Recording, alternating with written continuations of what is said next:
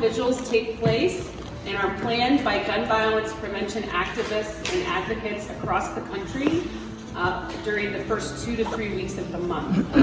So we're very proud to be participating in that effort to remember all victims of gun violence. Maurice was my youngest child. He was the youngest of 5. He was the 3rd of my triplets. Maurice was 28 years old when he was killed. Father of 4. Maurice was that child that I prayed every day because of his stupidness. Lord, don't let me kill my kid, because there was something that he was doing every day. Maurice was not an angel by a long shot, and I don't stand here to tell you he was, but he was mine, and he didn't deserve to be shot in his back. My baby was shot 4 times. The kill shot in his back. Nobody deserves that. No one has the right to take a life of someone else. My son left 4 children. He was due to be married the August of the year he was killed. Walking every day and fighting for others is now what I do. I am a nurse who can no longer function as a nurse. I could not go to work every day and help somebody when my son lay dying less than a mile from my house and I couldn't make it to save him. So now I fight for others. I wake up every day and I decide to put on a mask because that's the only way I can function. There's a hole in my heart that bleeds that I never want anyone else to go through what I go through. I joined the Institute for Nonviolence Chicago as a victim advocate because I thought that was centering me in a way to help me fight, and it did give me a direction. I have an organization called Mothers on a Mission, and believe me, we fight. If you know a child whose life has just turned, they're doing things that they have not done, reach out because you might save that child. We cannot police our way out of this situation. Every day, there's something that reminds me of my son. I could be driving down the street and I might see somebody in a jacket like my son used to wear, and I might have to pull over. I might hear something on the radio that sends me into a tailwind. Nobody deserves to live like that. I implore each and every one of you, do something, say something, try to help somebody. Thank you.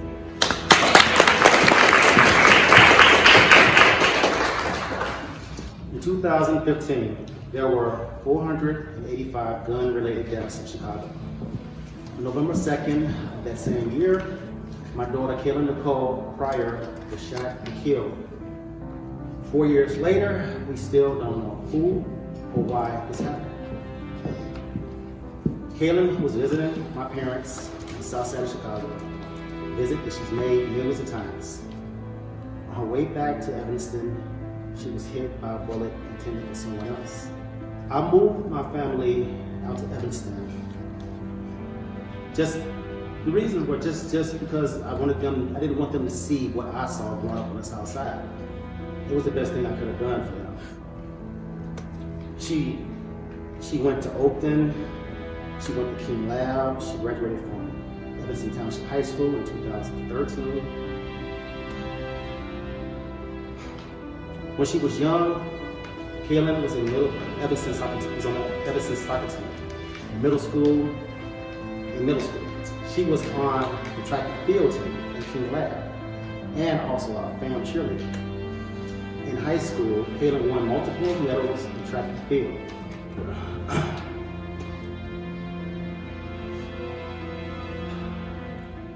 If you knew her, you know that she had been out for it. While on break from school, she decided to try out a modeling competition. Mario Make Me a Model contest. When Kaylin was chosen as the contest winner, she decided to take advantage of the opportunity and use it as means to pay for undergraduate degrees and eventually law school. She was a big advocate for the campaign Solve the Violence, a project that brings light to unsolved murders in the Chicago area. She did the photo shoot for the project. Ironically, she was a victim that year. After Kayla was taken from us, her mother, Royce, became an activist battling gun violence. She became active with groups like Everytown, Moms Demand Action, Mothers Against Senseless Killings. And despite suffering multiple health issues, Royce would still travel to give speeches and keep Kayla's memory alive. In October of 2016, she spoke at an event in Boston. Upon her return to Chicago, she went into cardiac arrest and she passed away just 11 months after my daughter. And we all believe, we know it was from a broken heart. I'm tired of going to gun rallies. I'm tired of asking for stricter gun laws. I'm tired of seeing parents bury their children. I'm tired of asking politicians to care about these issues. But until these things change, I won't stop. Never stop.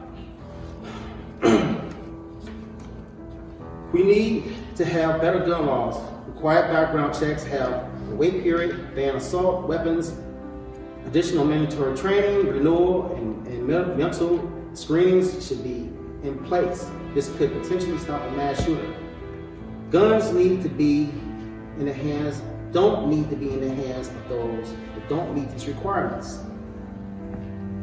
Gun violence isn't a race issue. It shouldn't be a political issue. Gun violence is everyone's issue. Thank you. Hi, my name is Samantha Kent, and I'm a survivor of gun violence. It's taken me a really long time to be comfortable with that term, and quite honestly, I'm still not entirely comfortable with it. I wasn't in the building that day, I didn't meet a child, a sibling, a family member. I wasn't on call that day, and I didn't have to respond to the event. But none of that matters, because when it happens in your hometown, you will be just like me. No matter how close you are to the epicenter of a tragedy, the after effects are insurmountable and life-changing. 7 years ago next weekend, my classmate, the boy I shared a music stand with in middle school, who borrowed my calculator every day sophomore year in math class, he shot his way through the entrance of Sandy Hook Elementary School and murdered 20 sweet, kind, and beautiful children, and 6 of their remarkable educators. I remember so much of what happened that day like it was yesterday. I landed at Newark International Airport, just finishing a study abroad, around 9:30 a.m. on Friday, December 14th, 2012. I powered up my phone. I was so excited. I was telling my mom that I was home and where was she and what were we going to do next. But before I could even open up the messaging app, the notifications came pouring in so fast. I know those kids. I know their families. I can still hear their voices calling me Madam Lifeguard and asking for goggles. I still see their smiles. I walk through security, a lethal mixture of jet lag, exhaustion, and adrenaline.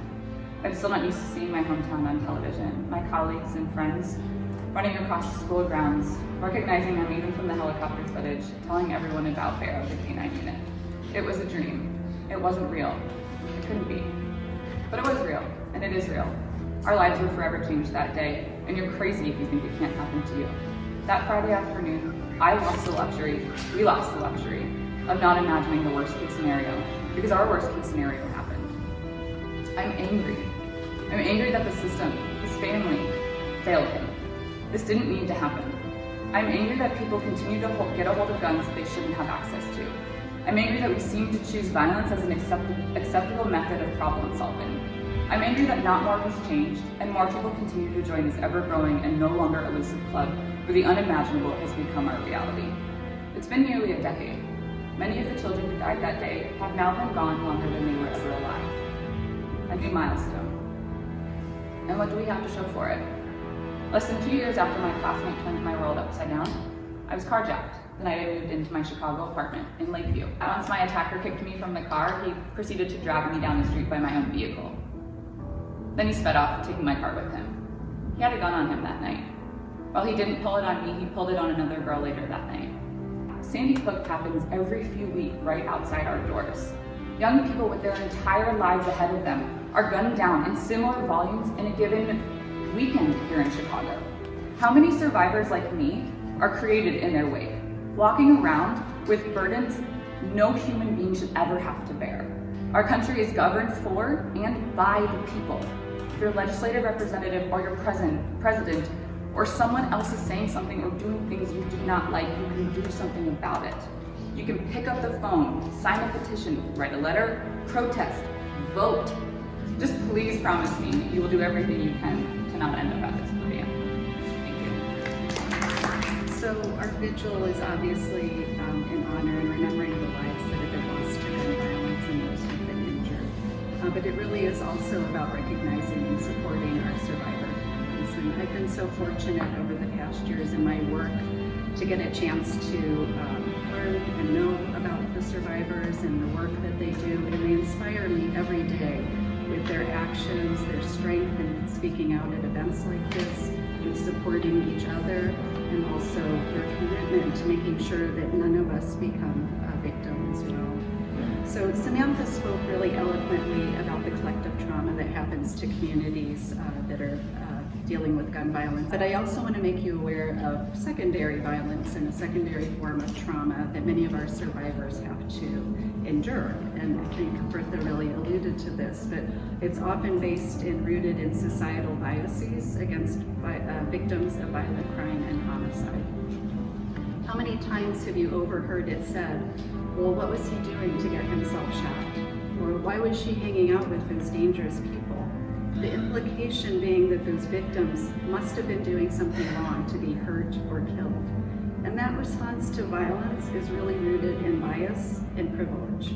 When statements like that are made by our political leaders or by law enforcement, the media, or even our neighbors, that creates a societal-based trauma to a grieving family.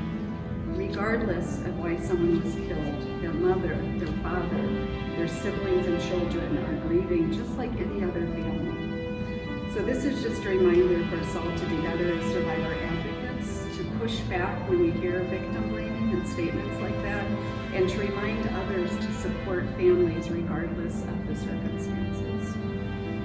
A second societal-based trauma also takes form in the unique economic challenges that victims and survivor families face after gun violence.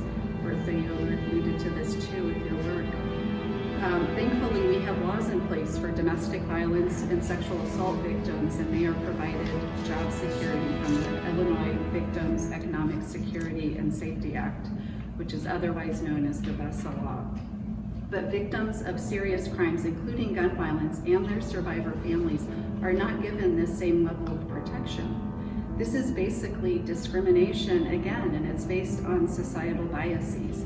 Why do we expect victims of gun violence or their family members to fulfill their work obligations as if nothing happened to them? Many parents I've spoke to have expressed they felt they had to go back to work within a few days of losing their child so as not to risk job loss. Some couldn't even work because of the grief and inability to concentrate, or they had to quit their jobs and uproot their families because of safety concerns. So one of our local survivors, who I don't think was able to make it here today, at least I don't see her in the audience, she was at a training session for her work, but her name is Evangeline Samar.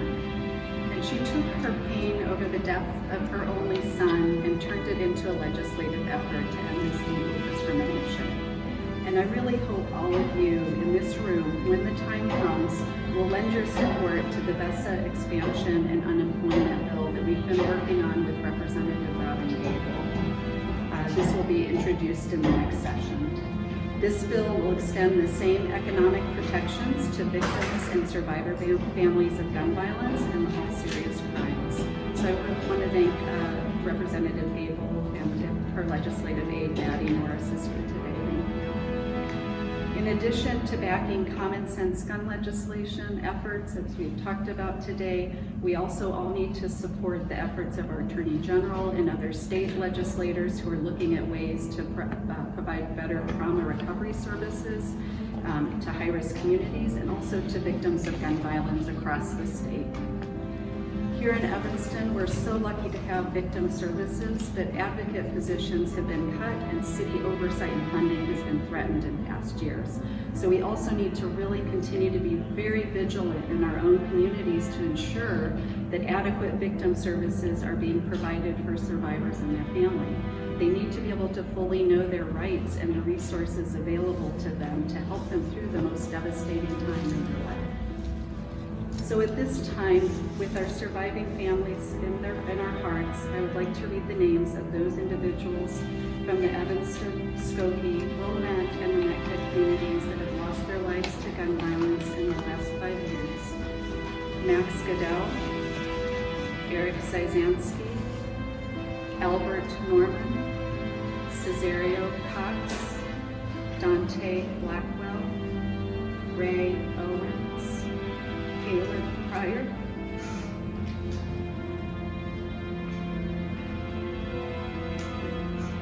Catherine Stone, Benjamin Woodward,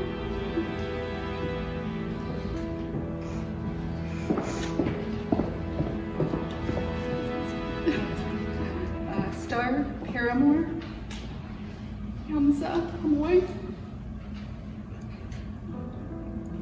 Eric Sybak, Yakez Samark, Linda Dreyer,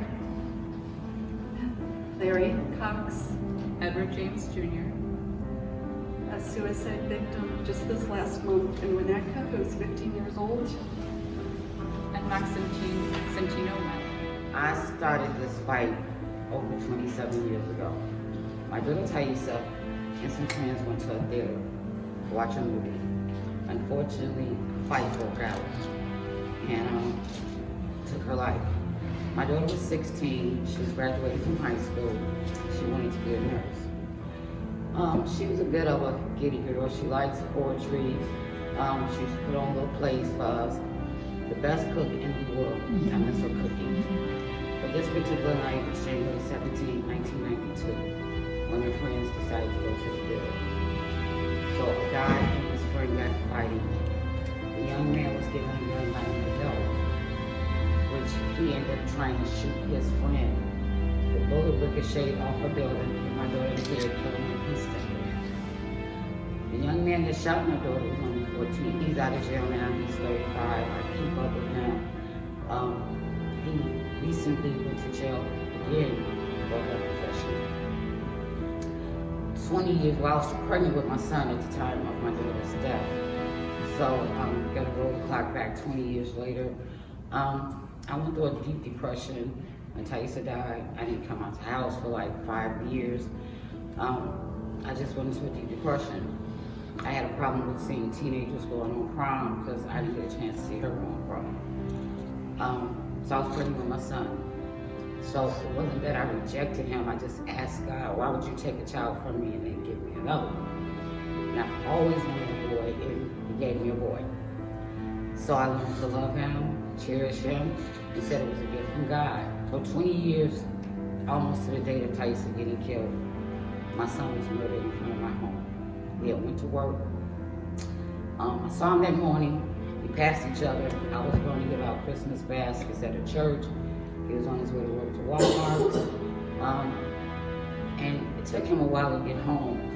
And I wondered, I said, okay, he must be working overtime this couple days before Christmas. I never imagined that he was going to come home, get dressed, go to an old friend's party, an old friend dad's party. And he was gunned down in front of my home. Today, my son's murder is still unsolved. My son ran across the street to a friend's house to get help. They called the ambulance. The ambulance never did show up. So his friend had to take him to the hospital where they didn't receive him. He sat in the waiting room telling people I'd been shot. So my son kind of bled out, bled to death. So I've lost 2 kids to gun violence, my oldest and my youngest. I started this fight because I didn't know what to do after Tyler died. And I remember going to a rally at Chuck's gun shop, and I said to myself, this is what I want to do. And I was told investigating my son's death that they went out and bought 3 guns to kill my son. I'm like, how you go buy 3 guns to kill anybody? When I used to be a probation officer and I had a hard time getting my gun. I'm a probation officer. So I went to a gun show. I started off with Chuck's. Chuck's told me where to go to the gun show at. So I got up one Sunday morning and I went to this gun show with some money in my pocket. I bought 3 guns that day. One of them was legal, the other 2 was illegal. And I bought all the ammunition that I wanted that day. That's my story. Before I read Bev's poem, I just want to read these words that President Barack Obama, spoke on the day of the Sandy Hook shooting, December 14, 2012, because I believe that in these words is the message to all of us for what we need to do.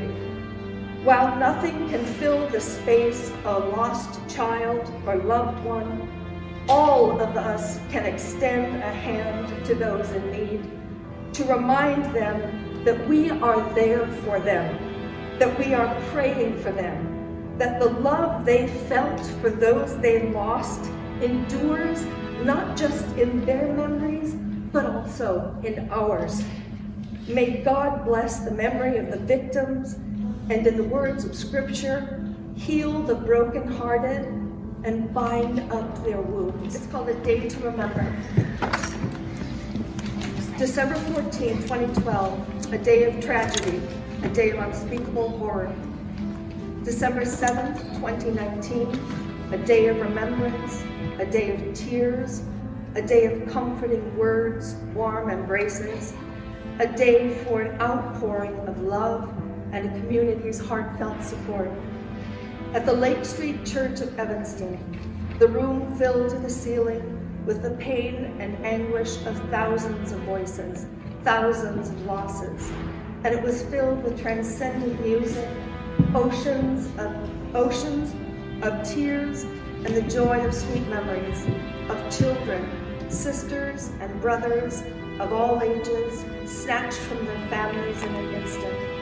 In a moment of an assassin's anger, resentment, and madness, in a moment of horror, of disbelief, of blood and broken bodies, so much pain, so many dreams shattered, so many hopes soon buried in the ground, and yet, these mothers and fathers, these families, stand tall, lift their voices to the sky, to recall, to honor, to never forget the preciousness of those voices now dim, the beauty of those faces that now smile down on us.